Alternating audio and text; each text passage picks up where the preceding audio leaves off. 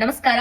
ಸುಮಾರು ಜನ pet parents ಎಷ್ಟು ದಿನಕ್ಕೊಂದ್ಸಲ ನಮ್ಮ ಪೆಟ್ಟಿಗೆ ಸ್ನಾನ ಮಾಡಿಸಬೇಕು ಅಂತ ಕೇಳ್ತಿದ್ರಿ. ಅವರಿಗೋಸ್ಕರ ಈ ವಿಡಿಯೋ. ಮೊದಲನೇದಾಗಿ ಈ ಶಾರ್ಟ್ ಹೇರ್ಡ್ ಬ್ರೀಡ್ಸ್ ಅಂತ ಏನಿದೆ, ಇಂಡಿ ಡಾಗ್ ಆಗಿರ್ಬೋದು ಅಥವಾ ಬೀಗಲ್ ಆಗಿರ್ಬೋದು, ಡ್ಯಾಶ್ ಹೌಂಡ್ ಆಗಿರ್ಬೋದು, ಡಾಗ್ ಮ್ಯಾನ್ ಆಗಿರ್ಬೋದು, ಯಾರ ಕೂದಲು ಬಹಳ ಸಣ್ಣ ಸಣ್ಣ ಇರ್ತದಲ್ಲ ಲೆಂತ್, ಅಂತದ್ರಲ್ಲಿ ಡಸ್ಟ್ ಟ್ರಾಪ್ ಆಗೋ ಚಾನ್ಸಸ್ ಬಹಳ ಕಮ್ಮಿ ಇರುತ್ತೆ. ಸೊ ಓಕೆ, ನೀವು 3-4 ವಾರಗಳಿಗೊಮ್ಮೆ ಸ್ನಾನ ಮಾಡಿಸಿದ್ರೆ ಸಾಕು. ಇನ್ನು golden retrievers, cocker spaniels, German shepherds ಅಥವಾ ಸ್ಮಾಲ್ ಬ್ರೀಡ್ಸ್ ಆಗಿರುವಂತಹ ಶಿಟ್ಜು, ಪೂಡಲ್, ಪೊಮರೇನಿಯನ್ ಇವಕ್ಕೆಲ್ಲಾನು ಹೇರ್ ಲೆಂತ್ ಸ್ವಲ್ಪ ಲಾಂಗ್ ಇರುತ್ತೆ. ಹಾಗಾಗಿ ಈಸಿಯಾಗಿ ಡಸ್ಟ್ ಟ್ರಾಪ್ ಆಗೋ ಚಾನ್ಸಸ್ ಇರುತ್ತೆ. ಸೊ ಫ್ರೀಕ್ವೆಂಟ್ ಬಾತಿಂಗ್ ನೆಸೆಸಿಟಿ ಇರುತ್ತೆ. ಸೊ ಎವ್ರಿ 2 to 3 ವೀಕ್ಸ್ ಒಂದ್ಸಲ ಇವುಗಳಿಗೆ ಸ್ನಾನ ಮಾಡಿಸಿದ್ರೆ ಸಾಕು.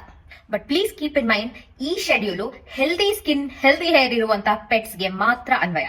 ಅಂದ್ರೆ ಕೆಲವೊಂದೊಂದು dermatological conditions, may be infection ಆಗಿರ್ಬೋದು, ಅಲರ್ಜಿ ಆಗಿರ್ಬೋದು, ಇಂಥ ಸಿಚುವೇಶನ್ ಅಲ್ಲಿ ಮೆಡಿಕೇಟೆಡ್ ಬಾತ್ ಮಾಡಿಸಬೇಕಾಗುತ್ತೆ. ಕೆಲವೊಂದೊಂದು ಮೆಡಿಕೇಟೆಡ್ ಶಾಂಪೂಗಳನ್ನ ಯೂಸ್ ಮಾಡಬೇಕಾಗುತ್ತೆ.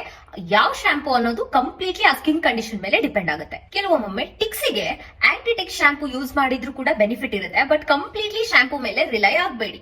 ಆಮೇಲೆ ಇನ್ನೊಂದು, ಯಾವುದೇ ಕಾರಣಕ್ಕೂ ಹ್ಯೂಮನ್ ಶಾಂಪೂಸ್ ನ ನೀವು ಪೆಟ್ಸ್ಗೆ ಯೂಸ್ ಮಾಡಬಾರ್ದು. ಯಾಕೆ ಅನ್ನೋದನ್ನ ಇನ್ನೊಂದು ರೀಲ್ ಅದಕ್ಕೆ ಅಂತ ಮಾಡಿದೀನಿ, ಅದನ್ನ ವೀಕ್ಷಿಸಿ.